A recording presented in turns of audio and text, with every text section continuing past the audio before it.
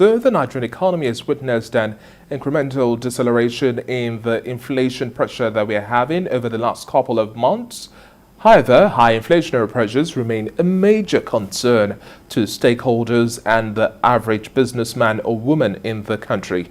According to the National Bureau of Statistics, headline inflation reduced by about 0.38% in the month of September from 17.01% in August to 16.63%, while food inflation, which is the biggest worry for the poor, decelerated by 0.73% from 20.3% in the month of August to 19.5% in September.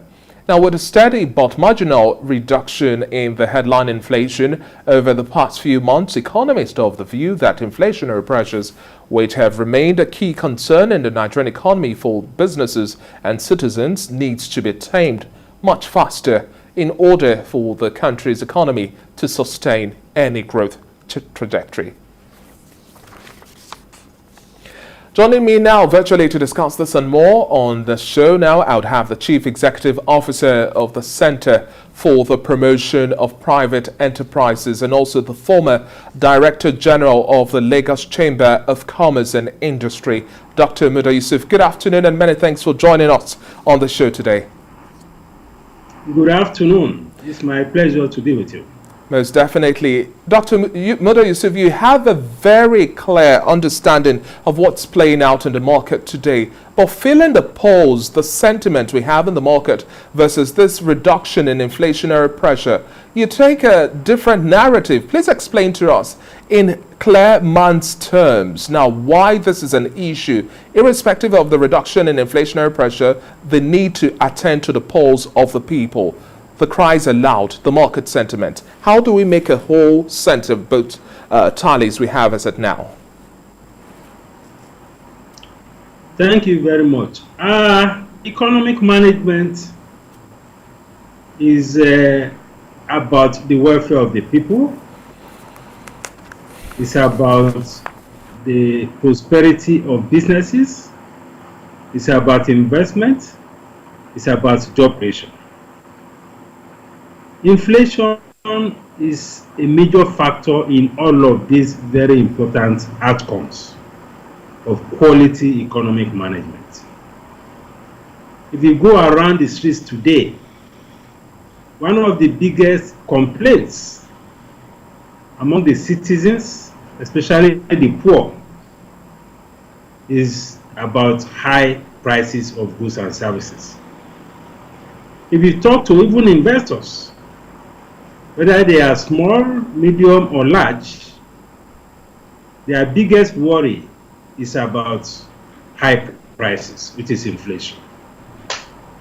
We must acknowledge, given your background reports, that we are seeing some marginal deceleration of headline inflation over the last couple of months. But this deceleration are what they are. They have been very marginal. So high inflation remains a major concern in the economy. Headline inflation has decelerated to 16.63% from 17% in August. Marginal increase of less than 1%. And food inflation had remained very high at over 19%. Core inflation also accelerated. So when you talk about poverty, food is a major driver of poverty. When citizens cannot afford easily the basic food items, particularly staple food. And for those who are in businesses, high inflation also erodes their profits. It increases their cost of operation. So that is why inflation remains a big problem, despite of the fact that we have seen a marginal deceleration. Because as prices increase, purchasing power weakens. And when I say purchasing power, I mean what people can buy with their income. And it is not many people that have had the privilege of an increase in their nominal incomes. over the last couple of years, some people's salaries have not been increased. Some people have lost their jobs. So when you have that kind of scenario, and you have this instance of galloping inflation, then it calls for a very serious and urgent response from the authorities. So that is why we say that inflation, though it has been decelerating, from both the business perspective and the citizens' perspective, I'm talking of the welfare perspective now, we still have a long way to go as far as the inflationary situation is concerned. Dr. Yusuf, now I'd like to take you on the next forecast, looking at the 2022 appropriation bill. We see the proposal presenting at least about 13% inflation rate. This is still at double digits. How worrying is this for you, especially as the fact that we look at our GDP growth rate, slower than unemployment, slower than inflation, slower than all other index, which largely determine any sort of growth trajectory. Are you worried that despite a slowdown, this double digits are quite worried? Of course, the forecast itself is also disturbing. Even though if we're able to achieve that, we can regard that as some progress. But even talking about 13% inflation rate is still on the high side. And even more disturbing is that even with the deceleration in the numbers, inflation headline inflation numbers, on month basis, prices have been increasing for most of the months. I'm talking of the past 6 or 7 months. Month on month inflation has been increasing. So that is the situation. And unless we begin to address the key drivers of inflation, there is very little progress that you can make. And when I'm talking of key drivers, I'm talking about things like the exchange rate depreciation. The exchange rate factor is a major factor in the galloping inflation that we are witnessing because of the import content of many of the production items that we see. No matter how little the import content is, if you relate the current depreciation to where we were maybe a year or two ago, it's a big gap. Even though we have seen there's some stability in what we call the NAFEX window, which is the official forex window, the operating exchange rate is the parallel market rate, which has been well over 500. We are talking about 560, 570. There was even a time it went over 570 naira to the dollar. So this has a significant impact on inflation. It's a macroeconomic issue. It's a policy issue, although it's also a structural issue. But it's something that we need to address and address urgently. Then we have, even related to that, the challenge of liquidity in the foreign exchange market. And when I talk about liquidity, I'm talking about access with which you can even get the foreign exchange. If the CBN says that, okay, official window, the rate is 412 or 413 or 415, can you get it at the NAFEX window? So we have more demand than supply at that window. So there's a major liquidity problem which we also need to address. Then of course there is the dimension of security. Security situation is a major factor in food inflation. Because many of those who normally should be in their farms, many of them are now in IDP camps or just staying back at home because they are afraid to go to the farms because of the security situation. So addressing the security challenge is also a major issue because insecurity in the farming communities has also led to a sharp decline in agricultural outputs. Then we have the issue of cost of transportation. Now, these agricultural products are grown essentially in the rural areas, some of them very far away from the cities where the huge demands are. Moving these things from these locations to the cities is very expensive. And in the process of moving some of these things, some of them also go bad. So the prices, to recoup whatever they have invested, they have to charge those prices on the limited products that manage to get to the market. So cost of transportation is a major factor as well. Then we have issue of energy cost. Diesel now is well over close to 300 naira per liter. In some instances, it's even higher than that. So by the time you factor all of this into your production, if you are a manufacturer, or even if you are a transporter, because many of these trucks that you see around, they are running on diesel. Somebody has to pay for that. And it is the final consumer that pays for that. So energy cost is also a major factor in this. Then there is the factor of CBN financing of deficit. That is the monetization factor. Because in all of this, there's also a monetary dimension to it. The rate at which the central bank is also borrowing from the CBN is creating a lot of liquidity problem. I'm talking of naira liquidity now, which has a way of increasing money supply and also impacting on prices. So it is important to also worry about the extent to which the CBN is financing the deficit. Because it's what we call high-powered money.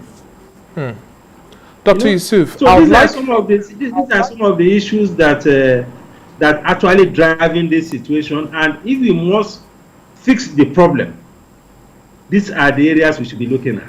Dr. Yusuf, I like the fact that you made mention of energy costs. Now, one of the reports we had made the headlines yesterday was the fact that by the end of the month of June 2022, we're going to see an end to fuel subsidy. That means we're expecting a spike really in the cost of fuel, because at this point in time, subsidy is just what is barely keeping it at 165 thereabout at a margin.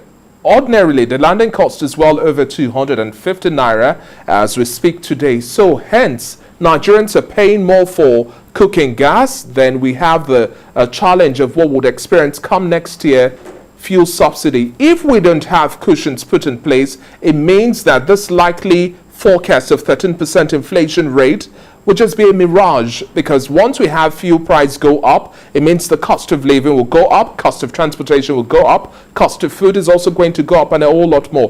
What sort of move do you expect now from the federal government and state governments to ensure we now aggressively chase cushions to reduce the impact of this subsidy removal on the average Nigerian? Well, the issue of subsidy is related to the importation of petroleum products. I would like us to be positive that by middle of next year, we will have improved on our local refining capacity of petroleum products. We are having these challenges with price of fuel and subsidy largely because we are dependent almost entirely on importation for our petroleum products, local usage of petroleum products. So if by middle of next year, God willing, we are able to get the Dangote refinery, hopefully to have come on stream, if we are able to generate a lot more domestic production of petroleum products, then the pressure of subsidy, the pressure of cost that we fear may not necessarily materialize, hopefully. Secondly, even though the government has said by June or July next year, subsidy will be removed. Let's wait and see. Because I know that the government is also very sensitive about this issue of subsidy, particularly coming from the angle of political consideration. Because the more we move close to 2023, the more it will be difficult for government to take some of these fundamental decisions. Because they'll be worrying about the political cost of taking such a fundamental decision. We have seen some such promises in the past. We have been promised that, okay, a subsidy is not in the budget, this and that. And by the time we knew what was happening, we had the theory of recovery. of the theory of recovery by NMPC. So all of these things, I think we just have to wait and see. But what is more important is for us to move very quickly to address the issue of improving the local refining capacity, because that in itself is a major problem. Thirdly, this is also a function of the global oil price. It depends on where the global oil price is at that time. If you have a reduction in global oil price, then we are likely to see a lot more reduction in what we can call now the landing cost. Because as an oil producing country, we should be reaping a lot more benefits from high oil prices. But unfortunately, the higher the oil price, the more we also spend in the importation of petroleum products, which is really unfortunate, just because our local refining capacity has practically collapsed. Then we need to accelerate investment in our mass transit, rail system and all of that, so that we move less on the road. I think these are some of the things that we need to do. Some of them can be done immediately, some of them short term, some of them medium term, some of them long term. And then giving some perspective as we are wrapping up our conversation to short-term, medium and long-term projects that we can actually have feasible, just because we know the administration of President Muhammadu Buhari is drawing to a gradual close. We have barely 2 years till 2023, and then we need to set the agenda clearly. Now, what sort of shifts do you expect to see in the short to medium and long term for the fact that Nigeria largely remains a consumptive nation? We don't necessarily produce what we need. We don't necessarily produce what we eat. We don't necessarily produce what we can actually produce for the international market and a whole lot more. How and when do you see us making that gradual shift from heavily importing or heavily consuming to now gradually producing and then having more earnings, and then we can now bring down the cost of production from agri to oil and gas and a whole lot more? Well, what we need to do is to create the environment for productive, sustainable and competitive production. That is what we need. Even as bad as things are, close to 80% of the food that we eat today are local foods. And those foods are also produced by these farmers, even though they have become very expensive. So it is a question of creating a much better environment for those in the agricultural sector in order to scale up their productivity. Of course, I've mentioned the issue of security. For people to even farm at all, whether it is small scale, whether it is subsistence, whether they are peasant farmers, whether they are large scale, there has to be security. So government needs to fix that so that a lot of people can go back to their farms. While that is happening, we need to address the issue of productivity in agriculture. Because productivity is very low because we are applying very little technology in agriculture. Many of the operators in the sector are still using hoes and cutlasses. So we need to create the incentive to scale up the use of technology in agriculture. We need to improve the yield per acre. We need to improve the quality of seeds, because some of these seedlings that they use, the yield are vary in terms of the quality. We need to use a lot more. We need to do a lot more mechanization of agriculture and move away gradually from these hoes and cutlasses. We need to create an environment for corporates, for real investors to go into farming. Farming should not just be for those who have nothing else to do than to go to the farm. It should be for those who are real investors, but we need to create the environment for them to get there.